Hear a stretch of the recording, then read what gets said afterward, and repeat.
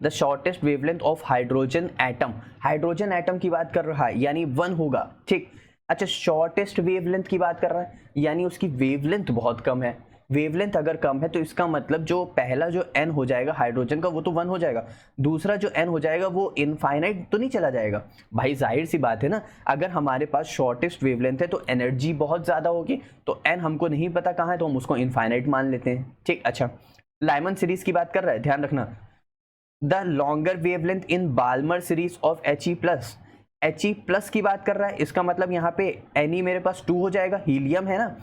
अब लॉन्गर मतलब longest wavelength है तो एनर्जी कम होगी तो सिर्फ मान लेते हैं एक ही स्टेप ऊपर बढ़ पाएगा, एक ही स्टेप ऊपर बढ़ पाएगा, तो मेरे पास n = 2 के साथ n = 3 हो जाएगा।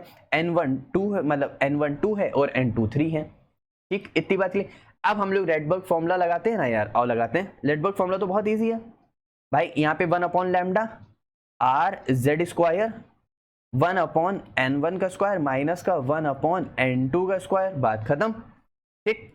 For shortest wavelength larger energy gap, जाहिर सी बात है n = 1 चल रहा है, n = n2 2 इनफाइनाइट चल रहा है। अभी मैंने बताया हाइड्रोजन वाला, तो यहाँ पे 1/λ, ठीक। RZ हाइड्रोजन का Z एटॉमिक नंबर 1, तो यहाँ पे 1 का स्क्वायर 1R आ गया, ठीक। यहाँ पे 1/1 का स्क्वायर हमारे पास क्या हो जाएगा, 1 हो जाएगा, माइनस का इन्फिनिटी ये पूरा 0 हो जाएगा, तो यहाँ पे 1 - 0 हो गया, तो यहाँ पे R1 हो गया, R1 यानी हमारे पास R हो गया, तो 1/λ = R हो गया, ठीक।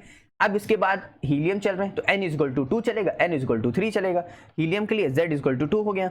बाल्मर सीरीज है तो n = 2 हो गया, और लॉन्गर वेवलेंथ है तो हमारे पास यहाँ पे स्मॉलेस्ट एनर्जी गैप हो गया, यानी हमारे पास जो 1/λ है वो RZ² में 1/n1 का स्क्वायर माइनस का 1/n2 का स्क्वायर। देखो मैं बार बार फॉर्मूला बोल रहा हूँ इसलिए ध्यान रखना। तो Z हमारे पास हीलियम का 2 है तो 2 रखा, 1/n2 का स्क्वायर माइनस का 1/3 का स्क्वायर, ठीक। तो हमारे पास इसको सॉल्व करते हैं तो हमारे पास ये आ जाएगा। अब तुम सोचोगे ये आया कैसे, तो यहाँ पे हमारे पास 4R हो जाएगा, तो 4R लिख दिया इसको, ठीक। ये हमारे पास कितना है, ब्रैकेट में 1/4 है, ठीक। ये हमारे पास ब्रैकेट में 1/9 है, ठीक। तो टोटल मेरे पास नीचे 36 हो जाएगा, ठीक। ऊपर मेरे पास 5 हो जाएगा, ठीक। इसको 4 से मल्टीप्लाई कर देंगे तो हमारे पास 20 हो जाएगा, तो 20 हो गया, बस। अब समझ आया, नहीं आया, पक्का आया ना, ठीक है। अब इसको तुम कट करोगे तो 4 5 जा 20 और 4 9 जा 36, ठीक। तो अब यहाँ पे हमारे पास यहाँ तक हम लोग को समझ आ गया है।